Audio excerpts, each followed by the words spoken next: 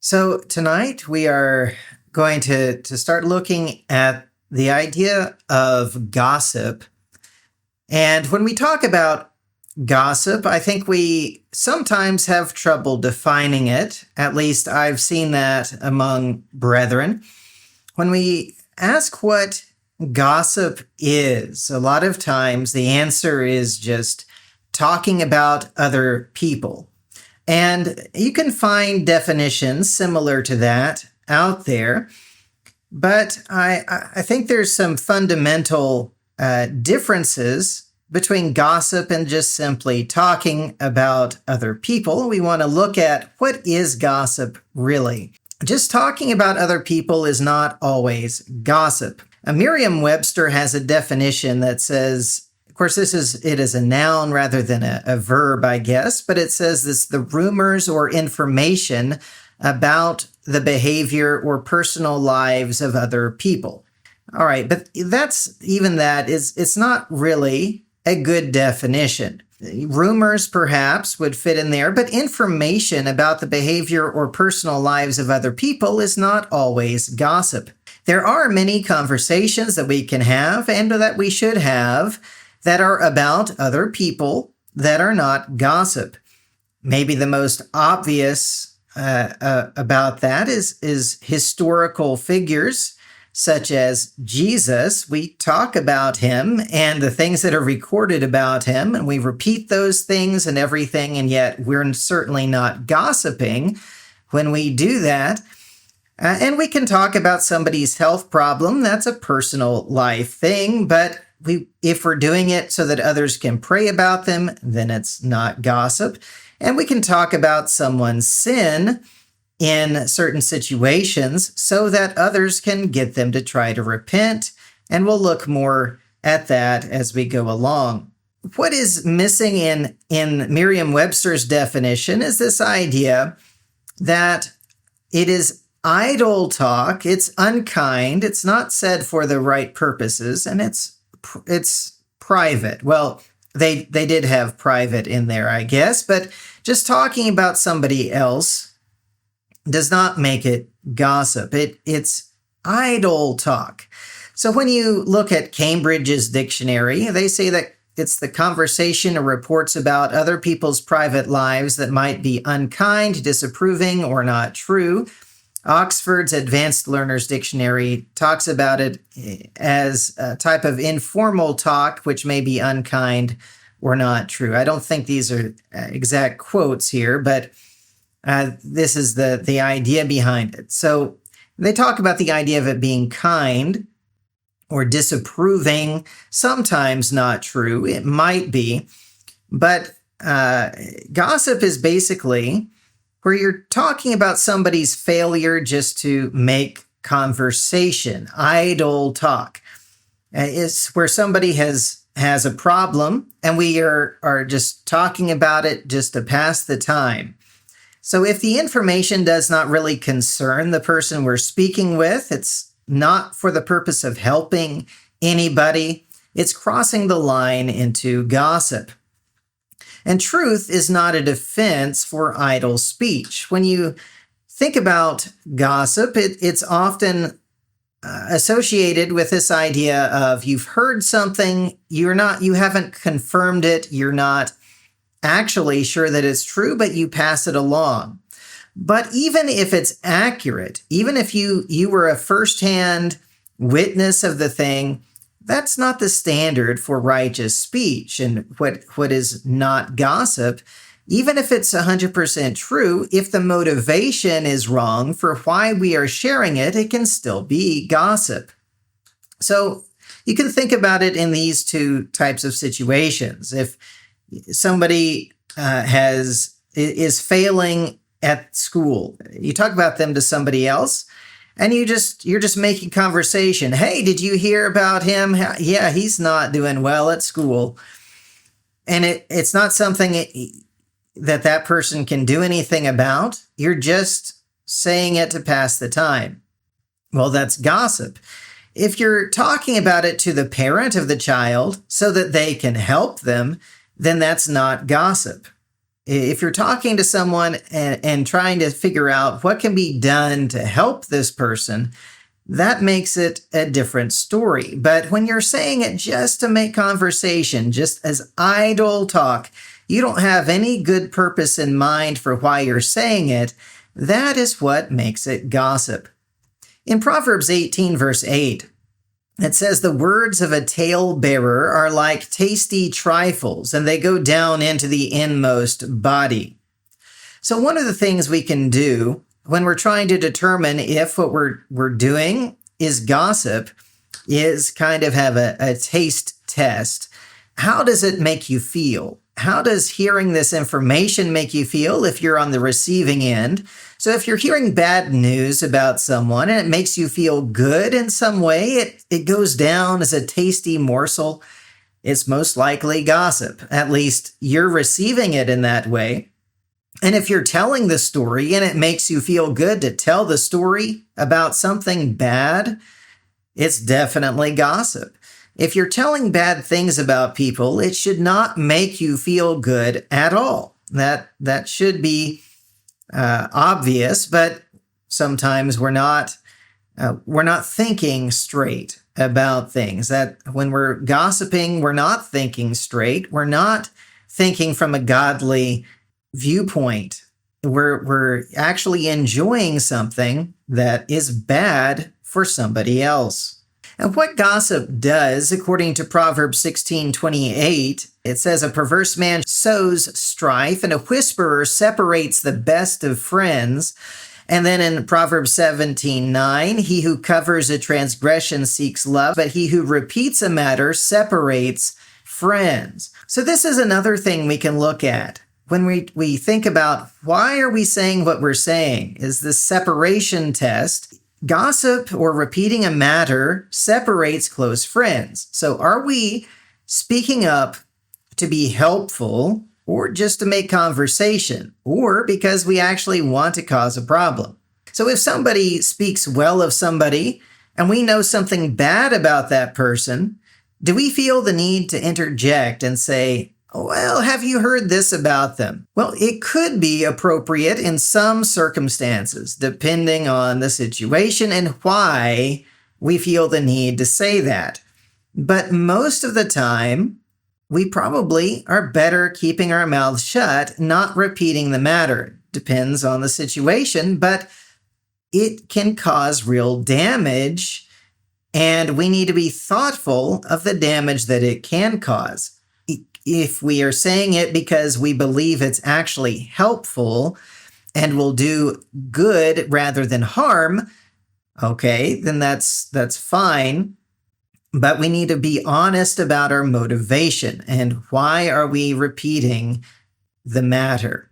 There's a spiritual weight to careless words. We think, well, it's a light thing, like the feather, right? But the feather in this case, the careless thing, the idle words, actually have a very heavy weight to them in judgment. So gossip is careless speech. We're speaking without any real reason behind it, and it's done without, this deliberate constructive purpose. So we are going to be judged for it. According to Matthew 12, we're going to be judged for every careless word that we speak. And so that should make us bridle our tongue, according to James 1, verse 26, where he says, "Your religion is worthless if you do not bridle your tongue." And so we need to make sure our tongue is used deliberately for good things. We should not be speaking carelessly. We need to have a deliberate, constructive purpose for the things that we say. So when we talk about other people, sometimes it's really a problem, and sometimes it is a duty.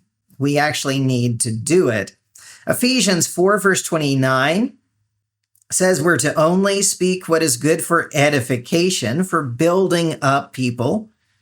But righteous people in Scripture often did discuss other people, and they were not gossiping, but they actually had the intent of edification.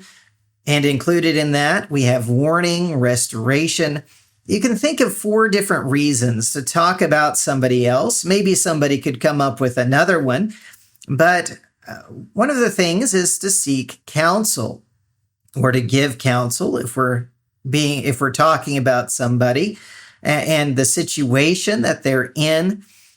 Sometimes we have to explain our situation, which may include talking about another person. Well, if we're doing it to actually seek counsel, that's all right. We'll see that in just a second, that seeking counsel is God's wisdom. Restoration in the sense of we're trying to restore someone who has sinned. We might have to talk about them to some other people. And protection or warning others about a false teacher, about somebody who is doing things that are spiritually dangerous or even physically dangerous, perhaps, that would be appropriate. And resolving a problem where there is an issue and you have to talk to others about that in order to get help or have them deal with this issue. So specifically in Proverbs 11, verse 14, he says, where there is no counsel, the people fall, but in the multitude of counselors, there is safety. We need good counsel, good advice. And if we have to talk about somebody else to get that advice, if that's really the purpose, then that's okay. That's not gossip. We're actually trying to understand what God would want us to do. What's the wise thing to do? But we do need to be careful who we talk to for counsel, that it's not somebody that's going to go and repeat these things, that this is not something that's going to cause a problem between them and this other person. And that's not our motivation that's really there in our heart. And we're using getting counsel as an excuse. But if this is genuinely our motive, then that's not gossip. In Matthew 18, verses 15 through 17, he talks about when your brother sins against you, go and tell him his fault between you and him alone. In other words, don't tell other people about it. And if he hears you, you have gained your brother. That's your first step. But if he will not hear, take with you 1 or 2 more, that by the mouth of 2 or 3 witnesses every word may be established. Now other people are brought into it, but it's still involving that person. And then in verse 17, and if he refuses to hear them, tell it to the church. But if he refuses even to hear the church, let him be to you like a heathen and a tax collector. So there's a point at which you have to tell other people about the one who has sinned, if he's not repenting, in order for them to try to get him to repent. And if he doesn't, for them to cut him off from fellowship with the other Christians. But that is an appropriate reason to talk about somebody else. But you notice that he makes it clear at first, you don't talk about him to other people. You tell it between him and you alone.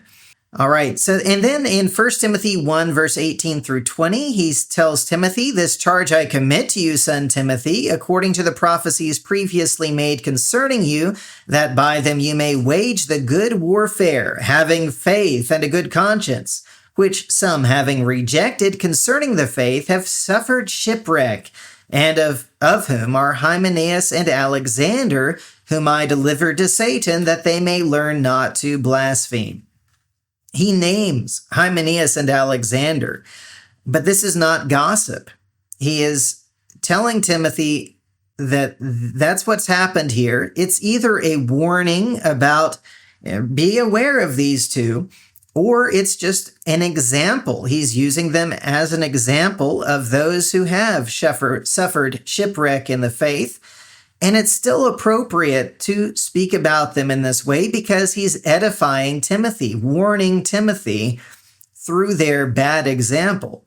And then in 1 Corinthians chapter 1, verse 11, verses 11, and chapter 11, verse 18 as well, we see that Paul had been told about things happening among the church at Corinth, and this was not gossip. This was done so that there could be some resolution to the problem, so that he could assist with that. He says in chapter 1, verse 11, it has been declared to me concerning you, my brethren, by those of Chloe's household, that there are contentions among you. And then in chapter 11, verse 18, for first of all, when you come together as a church, I hear that there are divisions among you, and in part I believe it. There are people, brethren, who really get upset when anybody outside of the congregation is told about problems in the congregation. And sometimes that might be appropriate. It depends on the purpose. If you're talking to your neighbor and telling them about all the problems in the church, well, that's not going to help them come to Christ, is it? That's not really going to be a good thing. But if you're talking to another mature Christian who might be able to assist in the problem, then that is for a different purpose. It's not gossip. And we need to separate those ideas. But we need to be really honest with ourselves about our motivation when we are talking about something else. When there's things done in public, if you remember those definitions of gossip, it involved them being private things. But a lot of times people are accused of gossiping even when they talk about things done in public, such as what was reported to Paul about happening in the church in Corinth. But everything done in public, including the assembly of the church, is public. It's not a private matter, and it can be discussed with anyone. But even then, we always have to keep the principles of love and edification. That's true in all of our speech. So we should speak kindly. If we can't talk about it in a kind way, we shouldn't talk about it at all, right? If we can't talk about it in a way that's edifying or warning, or there's a real deliberate purpose behind it, then it could end up being gossip, right? Because of the motivation. But just because you talk about something done in a church elsewhere does not mean that it is gossip. There can be good reasons for it. So this is the last bit of this. We can think of this as a filter checklist for our speech based on the things we've talked about. So first of all, would I be willing to say this in front of them? The face-to-face, the face test. Would I say this to their face? Would I be upset if they heard that I said this? If we cannot honestly say something to somebody else and be fine if the person that we're talking about heard that we said it, we shouldn't be saying it. Even if it's a warning, even if we're talking about, yes, this person's a false teacher. Well, we should be willing to say that to their face if we're willing to say it to somebody else. And so we need to be very careful with how we approach these things. Would we say it to their face? And if they hear what we said, will we be upset that they heard it? They might be upset with us, but we may still be okay with what we said and them hearing it. We can think about the goal test. Is it our goal to edify, to get advice, to warn of danger? You can think about it, all of that in this general idea. Am I trying to help someone get to heaven? Whether that's the person I'm talking about or the person I'm talking to. Is that the goal? Is that the motivation? Or is it idle talk? And there's the heart test. Does this make me feel good to tell this? Is it making me feel good in any way? And am I trying to separate friends? Is that my motivation? If it is, then I'd better keep my mouth shut and not repeat these things, because we are trying to help people get to heaven. We are trying to go to heaven. We don't want to be among those who separate friends by being a tale bearer. We want to be those who help others through the ways that we speak, that everything we speak is done for edification. That is the lesson for tonight. Thank you very much.